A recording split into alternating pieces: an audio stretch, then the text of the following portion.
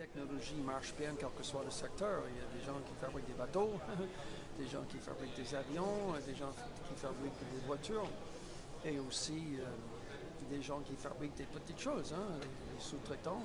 J'ai cité des exemples de gens qui fabriquent des composants industriels.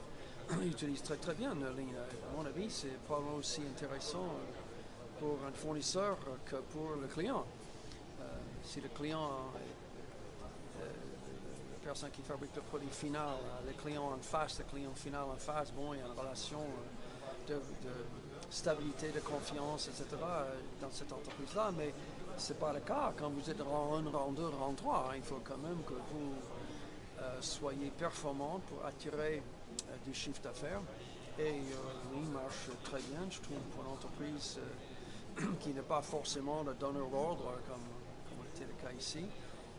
Pour les exemples qu'on a cités, au moins pour la moitié, mais ça marche très bien pour toute entreprise. Donc, au contraire, quel que soit le secteur, la problématique, comme on dit, toujours la même, dans la chimie ou dans la pharmacie que dans la fabrication électronique, mécanique, production discrète, c'est pas différent, mais le principe est le même, de ne pas gaspiller, de détecter les non-qualités dans le sens large et puis l'éliminer.